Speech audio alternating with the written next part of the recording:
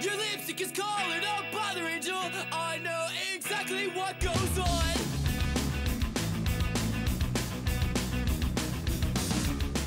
Welcome to the Bad Feeling Magazine podcast. Our guest this episode is Adam Lazzara, vocalist for the Long Island emo punk band Taking Back Sunday.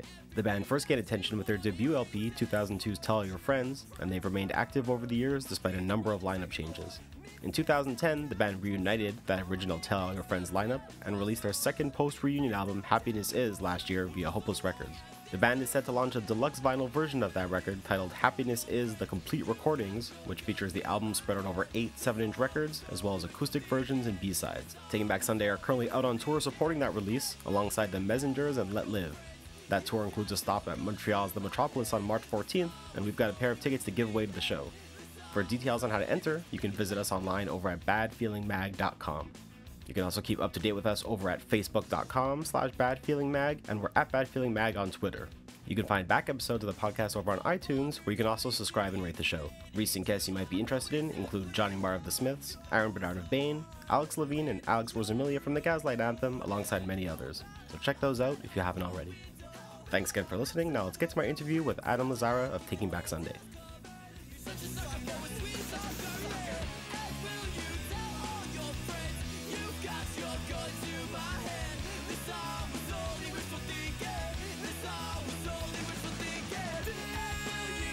I'm calling from Montreal, and I know last time you guys were around here was for Rockfest, sort of in the boonies last year. How was your experience at that? Great. I mean, it was cool. It was a cool festival, just as we knew. Like, we had a lot of friends there, like just from other bands and things. But for us, we were kind of in and out. We were doing a lot of flyaway kind of shows at the time. So you weren't stuck in that traffic kind of boondoggle on the way there, hopefully. Actually, it took us, about an hour and a half to go, like maybe 3 miles. Oh my God. But hopefully if they do that again, they'll have a better system for that. Yeah, for sure. Just to kind of touch on the new record, Happiness Is, what was the writing process this time? Because how did it kind of differ from the self-titled a couple years back? Well, there's it was different in that we kind of did it, or like as far as the writing went, we did it kind of in the midst of touring and traveling, and that's kind of when the majority of everything was written. So to whereas like with the self-titled album, like we had a big kind of chunk of time off to where we'd go and write and take a break and then go and write and then take a break. But also with Happiness Is, it was kind of cool because we recorded half of the record in Michigan with our friend Mark, and then we kind of took like a little break, just to kind of reflect on what we had just done, and then kind of get our heads around the other half of the record that we were going into record. So that was just a cool thing to do. I hope we can do that in the future, because I think it helped to make it kind of a better record in general. Yeah, and it sort of has maybe a bigger sound than a lot of the records you've done before. Were there any new influences that were kind of creeping in while you guys were writing this time? Oh, I think so. I mean, it's kind of a natural thing. Like as you grow, as does your musical taste. And then so, or like kind of like the horizon gets a little more broad. So then yeah, I mean, like you can kind of like, I guess, just hear those other influences in there as our minds and as we're exposed to new things. Yeah. And when you guys were in the writing and recording of this, you weren't tied down to a label. Was that sort of a freeing sensation, knowing that you only had to answer to yourselves right now? Oh, yeah, of course, man. I mean, like, it's like that with anything, in your life. I feel like if you don't have to answer to anybody, everything goes a little smoother. Yeah. Like but yeah, I mean, like, I think that this record is a great example of just what the five of us can do, and also where our heads were at the time. There wasn't anybody leaning over our shoulder or anything like that. So everything you hear is just very genuinely us. And how did the relationship with Hopeless come about? Because, I grew up with them as like the 90s punk label, and they definitely expanded their roster quite a bit since. So how did that relationship sort of come about? Well, there's a buddy of ours. His name is Eric Tobin. great guy, and he used to tour with this band called Countless Stars, and he and so we had done tours with them, so that's how we knew him. And then it just turns out that he's been working at Hopeless for however many years now. So that's kind of the how that dialogue got started, was through him. And how can you compare the experience with them to being on Victory and Warner, two also very different labels? They're very different, just they do. I mean, as far as the business end, they do business very, very differently. But it's nice, because they're a very similar size, and it's nice to work kind of with a team that feels more like a family, right. Which is kind of how a lot of the more indie labels operate. And just recently, you had the Tell All Your Friends 10-year anniversary. You did the tour, the acoustic record. You did a DVD. What was it like? What was it like to go back and revisit that record 10 years later? Well, it was part. I would say that it's I guess I could best compare it to when you go through old high school yearbooks, and right. And then you're looking through, and that feeling you get as you're looking through it with something you haven't revisited in years, It felt like that. And did you sort of relate to the songs differently now than you did back then, or are you immediately in the same headspace as you were 10 years ago? No, I relate to them completely different now. There's they all. I mean, I think that's kind of the nature of songs, whether they be yours or somebody else's, as you experience different things in life, stuff just kind of takes on a new shape, There's, too, there was something about playing a lot of those songs live for people, because even when we were rehearsing some of the deeper cuts on that album, it was we would be thinking is anybody even going to want to hear this? It sounds terrible. And then, but we would play it, and it would get such a reaction that it just kind of became its own thing, it was bigger than any one of us. And then it just kind of took on this new life. We were all real pleasantly surprised with the whole process. And what are your thoughts on those sort of album tours in general? Have you seen any recently that you were excited about? No, I haven't. There's I'm trying to think. I'm not one for nostalgia. Right. So and then I think a lot of those tours, they can fall into that category. And then, so especially for us, when we were even talking about doing that 10-year anniversary for Tell All Your Friends, it was I think I was the one in the band that was most reluctant to do it, because I was I just don't want people to look at us as this nostalgia act, because we're still writing and songs that I think are fucking fantastic, and it's to just kind of harp and focus on that one part of our lives or our career as a band is I think can be detrimental, be it from our perspective or someone else's. And just to sort of go back, a few more years again, when you guys were in discussions to bring the full original members back, was that something you were on board with right away, or did it sort of take a bit of time to come around to the idea? It took a little bit of time, I guess kind of just the state of where the band was at the time. It was very kind of a volatile thing.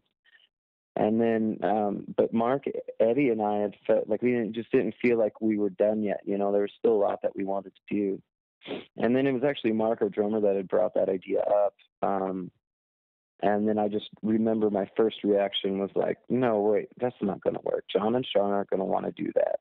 And then even if we do that, what happens if the same chemistry isn't there? There were all these what ifs, And then after talking about it back and forth for a while, we finally just figured, fuck it, let's just get together and see what happens. And surprisingly enough, none of that chemistry was gone, and everything just still worked, and it was good songs that were coming out of the process. We didn't sit down and try to write and try to go over any of the older songs. We just went in and started writing together, just see if it would work, and it did.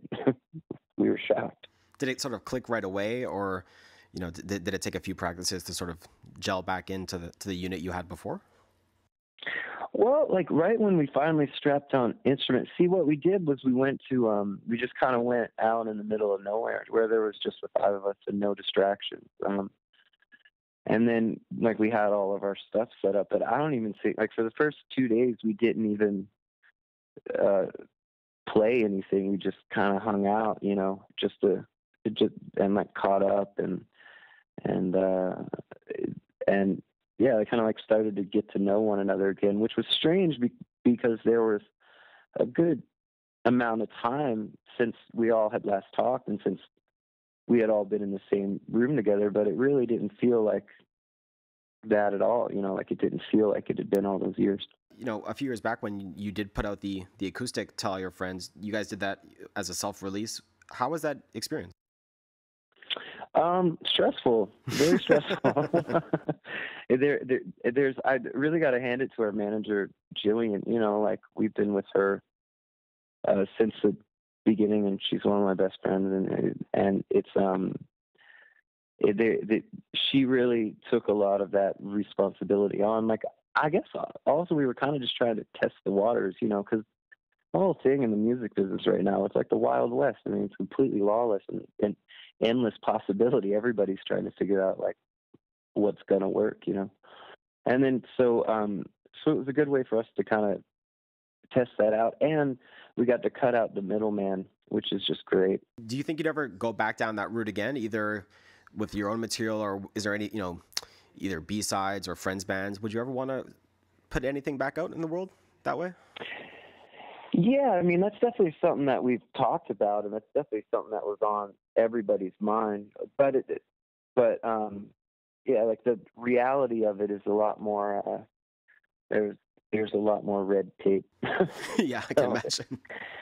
So it's there's and for us, we're just focused on like touring and Happiness Is, and we have this thing coming out, like it's like this 7-inch box set of, call it the complete recordings, and it like has like all the B-sides from the Happiness Is recordings, and then a couple other acoustic songs or acoustic versions of songs from the record that John and I recorded on there, and a bunch of cool artwork and all this fun stuff. So we're just kind of like focused mainly on that.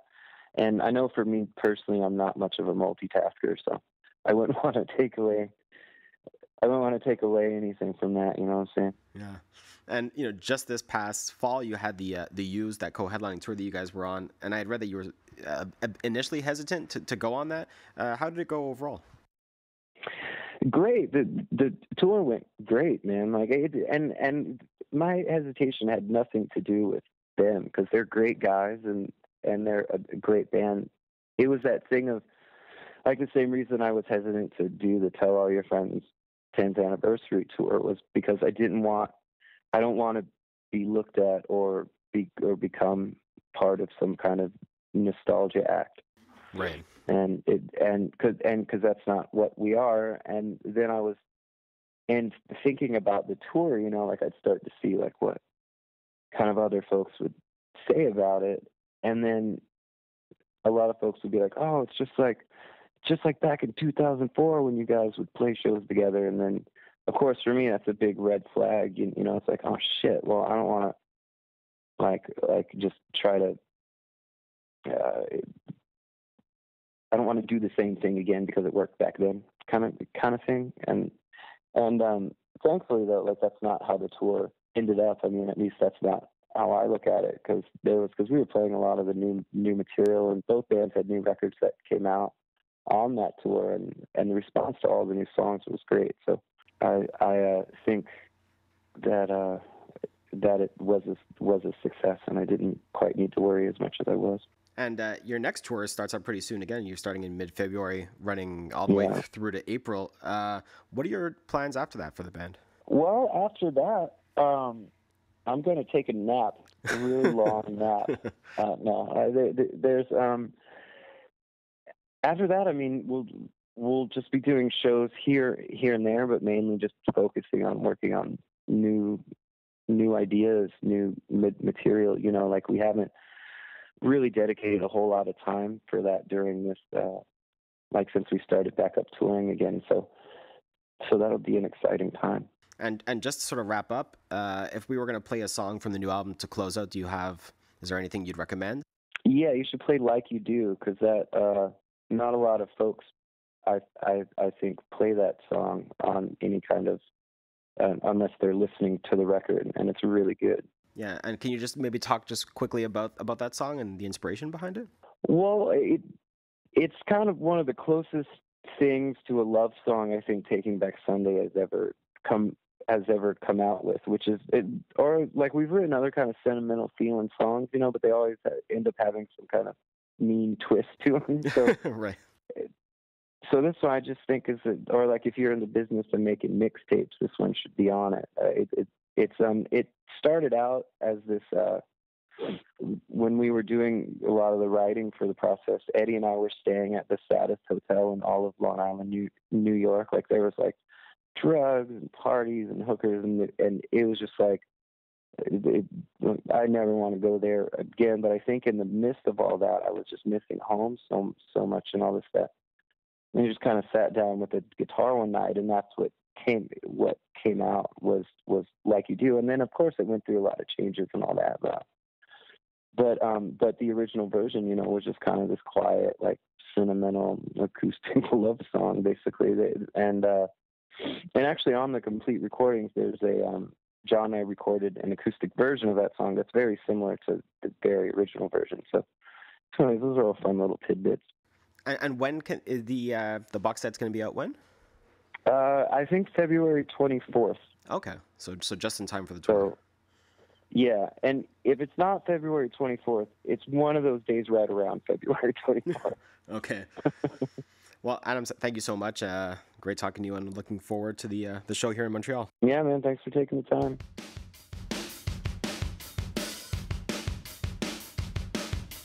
Came as a surprise, whistles and bells, and although I was not asking, you offered up your help, and I ain't ever gonna find another one. I ain't ever gonna find another one that does me like you did, like you do, like you do.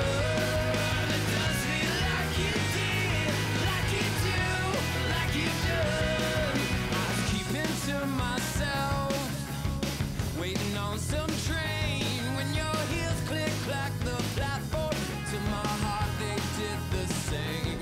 I ain't ever gonna find another one. I ain't ever gonna find another one that does me like you did, like you do, like you do. That does me like you did, like you do, like you do. I may not always be the best man, but I'm gonna always walk that line. I don't even know what I would say. You went and changed your mind, 'cause it wouldn't be the first time. You went and changed your mind. I ain't ever gonna find another one. I ain't ever gonna find another one that does me like you did, like you do, like you do. That does me like you did, like you do, like you do.